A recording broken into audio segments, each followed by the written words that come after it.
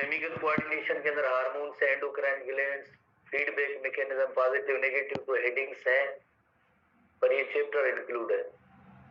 और चलो ये पीएमसी का सिलेबस जाहिर हुआ है, तो ये जीटी का सिलेबस है। सब जो हम नर्वस कोऑर्डिनेशन जो पढ़ चुके हैं ना, वो जीटी का सिलेबस है, ठीक है। जो नेक्स्ट आपकी जीटी होगी, शायद अनाउंस भी हो चुकी है, तो उसके अंदर जो है ये नर्वस कोऑर्डिनेशन जो भी, ये जीटी का सिलेबस है, नर्वस कोऑर्डिनेशन, ठीक है ना। इंडिविजुअल मैसेजेस तो हम नहीं कर सकते क्लास में, बता सकते हैं सबको, प्लस ग्रुप के अंदर डेट वगैरह भी आ गई है, तो डेली बेसिस पे आप क्लास अटेंड किया करें। जिनको नहीं पता होता है जीटी का सिलेबस क्या है, तो पता चल जाएगा, ठीक है ना। आपको तो बताया स्टूडेंट्स को, पर कुछ ऐसे अभी तक उनको नहीं बताया कि जीटी का सिलेबस क्या है। एक लाइक बिग क्वेश्चन है। केमिकल कोऑर्डिनेशन, जैसे you know very well, nervous coordination के साथ थोड़ा कंपेयर करें। नर्वस कोऑर्डिनेशन न्यूरॉन्स के जरिए हो रही थी, एक जगह का मैसेज दूसरी जगह तक जा रहा था, कम्युनिकेशन हो रही थी। किसके थ्रू हो रही थी? न्यूरॉन के जरिए। एक जगह का मैसेज दूसरी जगह तक जा रहा था, किसके जरिए जा रहा था? न्यूरॉन के जरिए। Such coordination is called nervous coordination. पर वही अगर काम एक केमिकल के जरिए हो, न्यूरॉन के जरिए नहीं, एक केमिकल के जरिए, सेल्यूलर ऑर्गन होते हैं, एक सेल और दूसरे सेल के दरमियान कम्युनिकेशन में रहना बहुत ही जरूरी होता है। टाइमली कौन सा मैसेज किस सेल को देना है, तो उसके लिए एक जाहिर एक मीडिएटर की जरूरत पड़ती है, एक मैसेंजर की जरूरत पड़ती है, एक केमिकल की जरूरत पड़ती है। एक तो हुआ नर्वस कोऑर्डिनेशन, दूसरा जो है chemical coordination. Nervous coordination short duration होती है, थोड़ी देर के लिए होती है, क्विक होती है, उसके इफेक्ट्स भी थोड़ी देर के लिए होते हैं। जैसे फॉर एग्जांपल नर्वस कोऑर्डिनेशन, हम एक वेरी लेमेन्स एग्जांपल लेते हैं कि भाई फिंगर को मूव करना है, क्या ये हमेशा के लिए तो फिंगर ऐसे मूव तो नहीं होती रहेगी।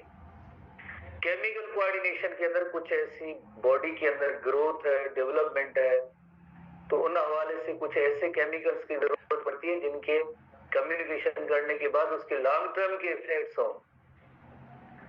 लॉन्ग टर्म की भी इफेक्ट होते हैं इस केमिकल कोऑर्डिनेशन के हार्मोन्स के जरिए, जिससे हम कहेंगे। तो एक तो बात ये हुई कि कोऑर्डिनेशन का पर्पस ये है कि डिफरेंट बॉडी पार्ट्स के दरमियान कम्युनिकेशन जो होती है, सेल टू सेल उनकी एक्टिविटीज को रेगुलेट करने के लिए केमिकल्स की जरूरत पड़ती है, उन्हें हम कहते हैं chemical coordination. Cell to cell communication is crucial to the control of movement, growth, reproduction and maintenance of homeostasis. तो सिंपल वर्ड्स में हम कहेंगे कि ये सब केमिकल कोऑर्डिनेशन के जरिए ही होता है सब कुछ। रिप्रोडक्शन है,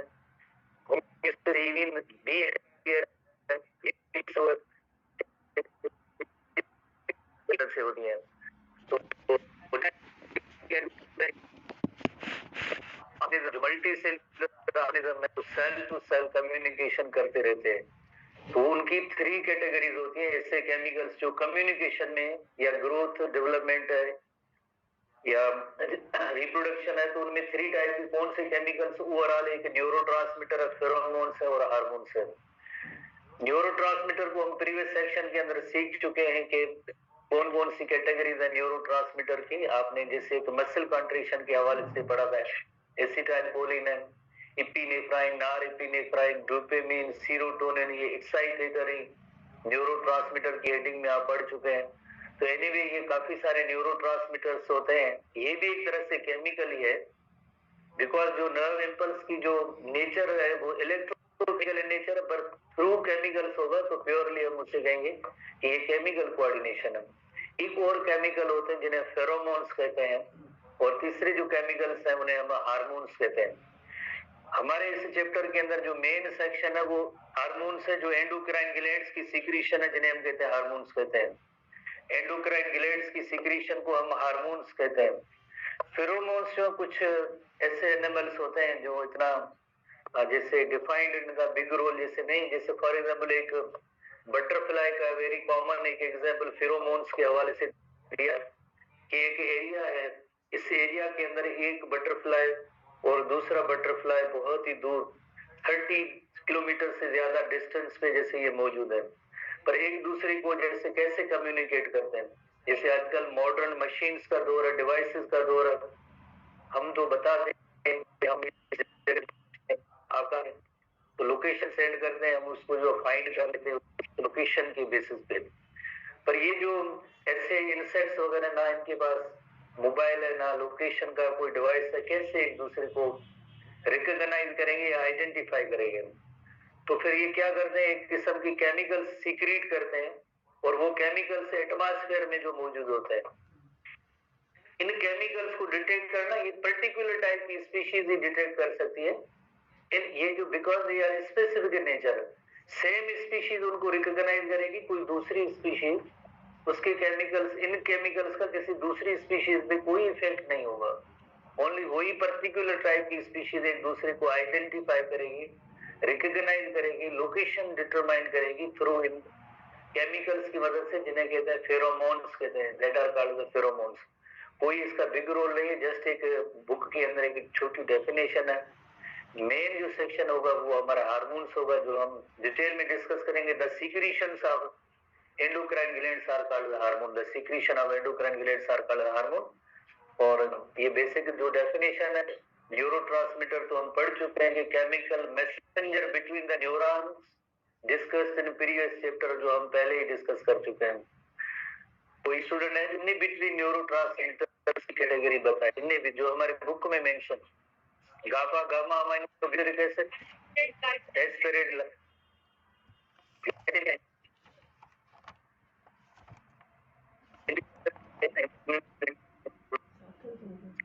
बुक में नहीं है, ग्लूटामेट का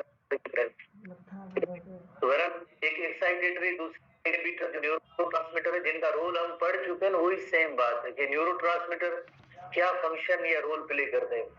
और फेरोमोन्स की जैसे एक छोटी सी डेफिनेशन है, कोई फर्दर इसका सेक्शन नहीं है। Chemical secreted by an organism in minute amount to stimulate the particular reaction from another organism of the same species, यानी वो वही स्पीशीज उस केमिकल को रिकॉग्नाइज कर सकती है, आइडेंटिफाई कर सकती है, या हम कहें उस केमिकल का सिर्फ उसी पर्टिकुलर स्पीशीज पे इफेक्ट हो सकता है, सब पे, क्योंकि हर एक ऑर्गेनिज्म के अंदर इनके पर्टिकुलर टाइप के केमिकल्स होते हैं, वही जो रिलीज होते हैं, तो वही उनको रिकॉग्नाइज कर सकते हैं। और हार्मोन्स जो chemical messengers secretion of endocrine glands are called hormones. तो हार्मोन सेक्शन को हम सीखते हैं कि हार्मोन क्या होते हैं। हार्मोन सबसे पहले, जैसे यू नो वेरी वेल, आपको एक ग्लैंड की डेफिनेशन नोट करेंगे। ग्लैंड किसे कहते हैं? सीक्रेशन या जूस प्रोड्यूसिंग स्ट्रक्चर होती है, उसे हम कहते हैं ग्लैंड कहते हैं। सीक्रेशन और juice producing structure is called as gland. कोई भी जैसे ऐसी स्ट्रक्चर जो सीक्रेशन या जूस प्रोड्यूस करती है, तो उसे हम कहते हैं ग्लैंड कहते हैं। जो ग्लैंड सेल्स भी हो सकते हैं, टिश्यूज भी हो सकते हैं, या कोई ऑर्गन भी हो सकता है, कोई भी जैसे ऑर्गन भी हो सकता है, जैसे फॉर एग्जाम्पल उसे हम ग्लैंड कहते हैं। ग्लैंड की जैसे दो कैटेगरीज होती हैं डक्ट की आवाज से, एक होते हैं डक्ट ग्लैंड, एक होते हैं डक्ट ग्लैंड होते हैं। डक्ट ग्लैंड, डक्ट का मतलब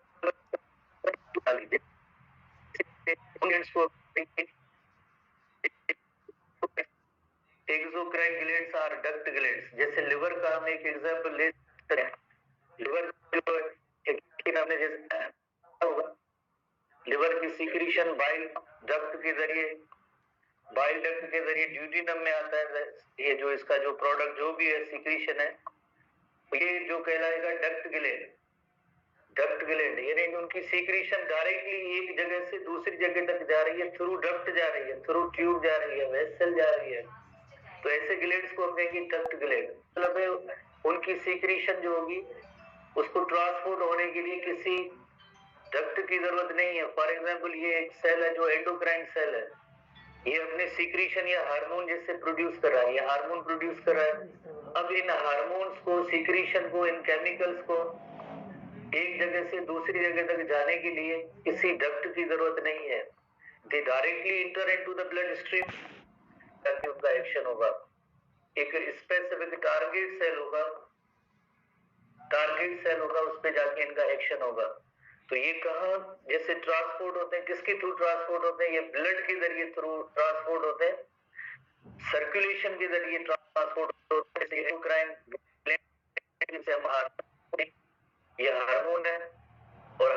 जो आपको बताएं कि डायरेक्टली जो ब्लड स्ट्रीम में इंटर हुए, ब्लड स्ट्रीम में इंटर होने के बाद टाइप का कोई टारगेट सेल होगा, उस पे जाके इसका कोई इफेक्ट होगा। तो इस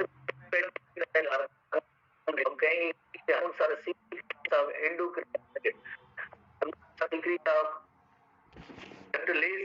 एंडोक्राइन ग्लैंड्स, डक्टलेस ग्लैंड्स होते हैं, एंडोक्राइन ग्लैंड्स, एंडोक्राइन ग्लैंड्स और डक्टलेस ग्लैंड।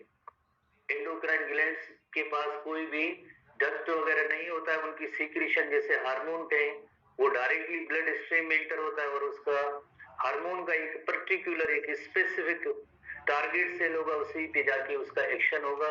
रिमेनिंग बॉडी के अंदर जैसे जितने भी सेल्स होते हैं उन पे हार्मोन का कोई भी इफेक्ट नहीं होता है। एक हार्मोन का पर्टिकुलर एक टारगेट होता है, उसी पे उसका एक्शन होता है। तो हम कहेंगे ये जो है साइट ऑफ प्रोडक्शन है, site of production of hormone है, site of production of hormone है। हार्मोन की प्रोडक्शन की जगह एक है और ये है इसका site of action, site of action. इस जगह पे इस हार्मोन अपना जो एक्शन दिखाता है या कोई भी इसका जो फंक्शन होता है हार्मोन का, वो कोई दूसरा सेल होगा away from the site of production. ऐसे नहीं कि उसी जगह पे उसका action, away from the site of action होता है। ब्लड स्ट्रीम के जरिए वो ट्रांसपोर्ट होता है पर्टिकुलर टाइप के स्पेसिफिक टाइप के टारगेट का मतलब भी होता है, जैसे स्पेसिफिक या पर्टिकुलर एक मखसूस किस्म का जो सेल होगा उसी पे जाके उसका एक्शन होगा हार्मोन का।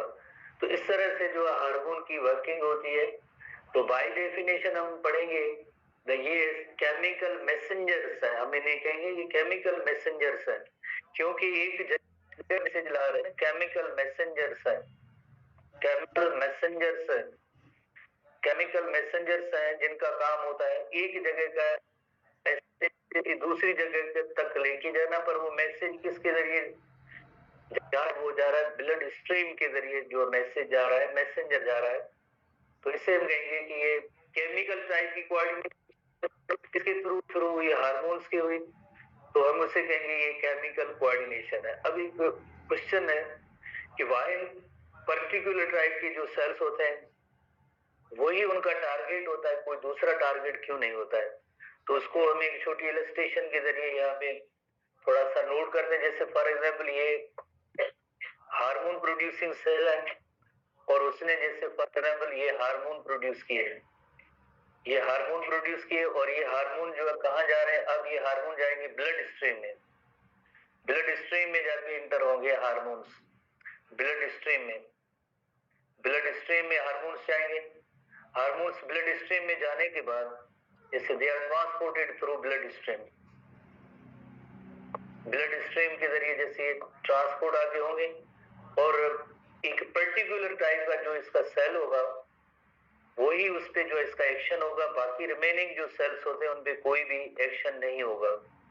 तो उसका रीजन क्या है? उसका रीजन होता है जैसे एक रिसेप्टर होना, जैसे अगर रिसेप्टर अगर होंगे उधर तो उस सेल पे उसका एक्शन होगा, अगर रिसेप्टर उस हार्मोन के नहीं होंगे तो उस सेल पे कोई भी एक्शन नहीं होगा। प्लाज्मा मेम्ब्रेन के साथ जैसे रिसेप्टर मॉलिक्यूल, तो अगर हम जैसे इन दो सेल्स का एग्जांपल लेते हैं कि ये जैसे सेल और ये सेल 2 है, तो इस हार्मोन का किस सेल पे इफेक्ट होगा? तो आप आसानी से बता सकते हैं कि आइदर जो है सेल नंबर 1 पे इफेक्ट हो सकता है या 2 पे, सेल नंबर 2 पे इफेक्ट हो सकता है। कैसे कैसे आपको पता चला कि ये सेल नंबर 2? बिकॉज इसके जो रिसेप्टर की जो स्ट्रक्चर होती है वो कॉम्प्लीमेंटरी होनी चाहिए हार्मोन के साथ। जैसे फॉर एग्जांपल ये हार्मोन है, अब इस रिसेप्टर के साथ ये बाइंड हो सकता है, उसकी स्ट्रक्चर इस तरह की है, ये रिसेप्टर इसके साथ जो बाइंड होगा। अब ऐसा रिसेप्टर जो इसकी जो मौजूद है जिसमें ये हार्मोन इसके साथ बाइंड नहीं हो सकता है। तो रीजन ये हुआ कि एक पर्टिकुलर टाइप का जो हार्मोन, उसका जो पर्टिकुलर टाइप की साइट ऑफ एक्शन होती है उसी पे जो उसका एक्शन होगा। बाकी रिमेनिंग अगर जैसे जितने भी सेल्स हैं बॉडी के अंदर, जितने भी सेल्स हैं सर्कुलेशन में हार्मोन्स मौजूद है, पर उस हार्मोन का किसी भी टारगेट पे जैसे उसका एक पर्टिकुलर टारगेट के अलावा बाकी और कोई टारगेट नहीं होगा। रीजन होता है उनके यहाँ रिसेप्टर। पढ़ेंगे आगे कुछ ऐसे हार्मोन्स होते हैं जिनके रिसेप्टर प्लाज्मा मेम्ब्रेन में होते हैं, कुछ ऐसे भी होते हैं साइटोप्लाज्म या न्यूक्लियस में भी उसके रिसेप्टर होते हैं। उस हार्मोन के रिसेप्टर के साथ जब हार्मोन जब तक बाइंड नहीं करेगा तो टारगेट सेल पे कोई भी एक्शन नहीं होगा। भले ब्लड स्ट्रीम में फ्लो करते रहे ये हार्मोन, सर्कुलेशन में आए, पर इफेक्ट उस सेल पे होगा जिस पे रिसेप्टर उस हार्मोन के होंगे, वरना कोई भी एक्शन नहीं होगा, वरना कोई भी एक्शन नहीं होगा। हर हार्मोन का कोई ना कोई एक टारगेट होता है। जैसे आप पढ़ेंगे आगे थोड़ी सी ऐसी आप लिस्ट बना के, जैसे हार्मोन उसका नेम क्या है, साइट ऑफ उसकी प्रोडक्शन क्या है, कहाँ से वो प्रोड्यूस होता है, और उसकी जो टारगेट जो साइट ऑफ टारगेट क्या है या टारगेट सेल क्या है सिंपली।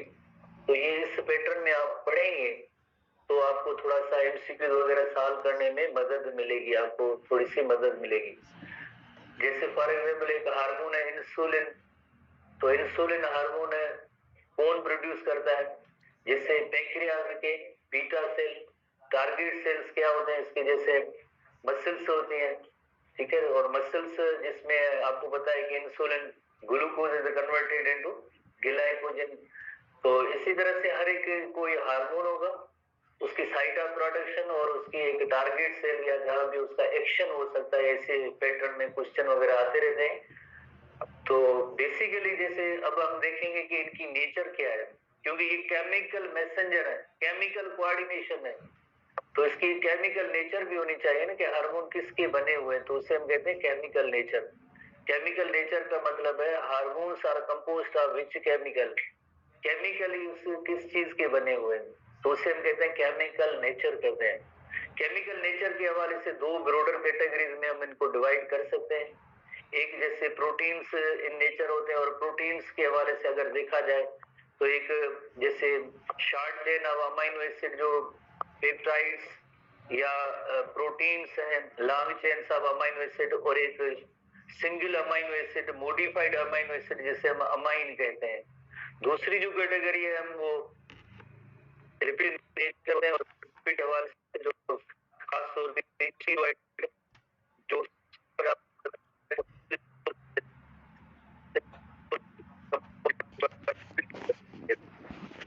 कैटेगरी है दो है।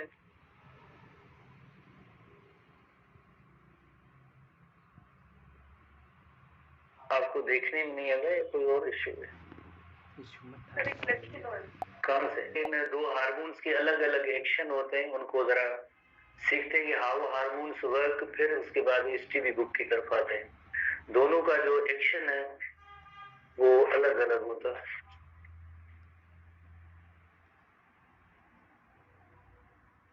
सबसे पहले हम जैसे आते हैं लिपिड के हार्मोन, स्टीरॉइड हार्मोन के एक्शन पे आते हैं।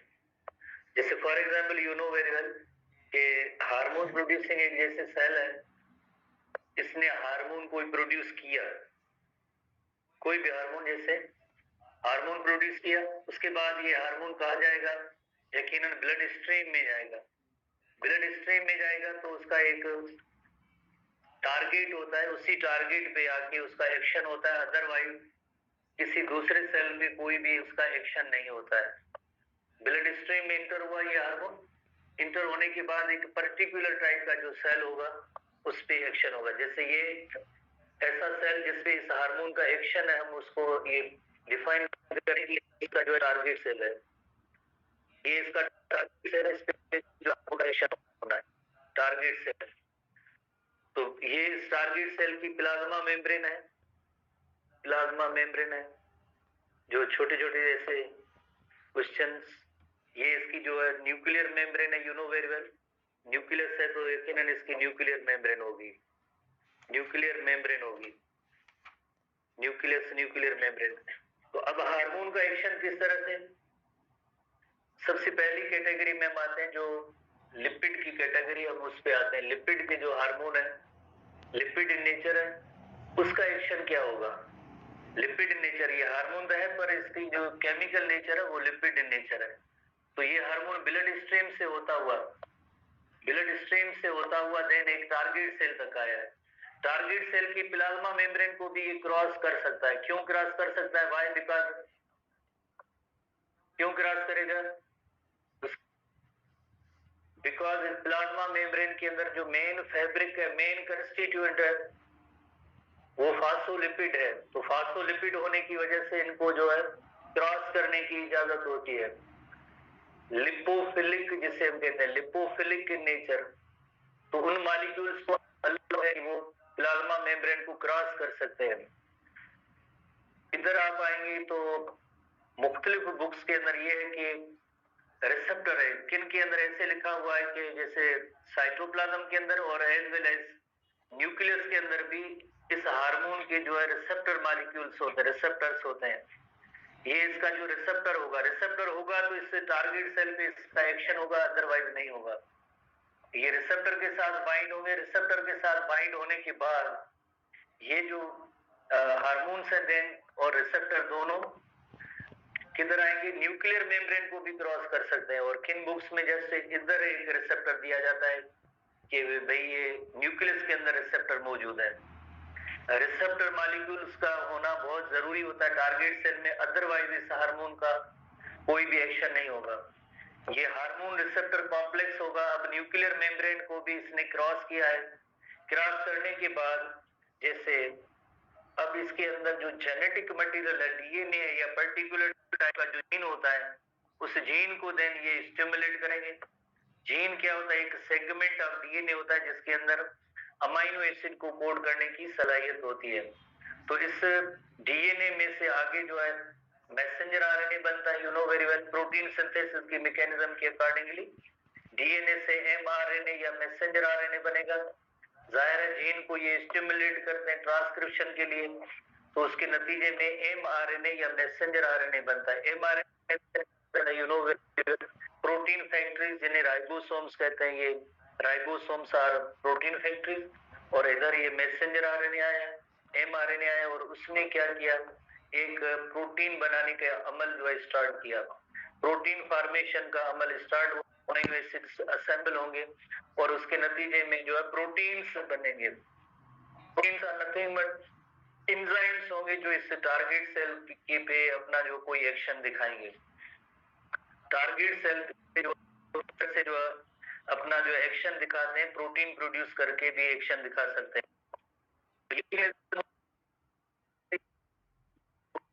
ये मैकेनिज्म होती है लिपिड हार्मोन क्या होने से टारगेट सेल में भी इंटर होता है। अब हम आते हैं प्रोटीन हार्मोन्स की तरफ। प्रोटीन हार्मोन का एक्शन किस तरह से होता है, वही सेम आखिर में जो टारगेट सेल की तरफ आते हैं। जैसे ये टारगेट सेल है, टारगेट सेल इस पे जैसे हम नोट करते हैं कि ये for example hormone producing cell है।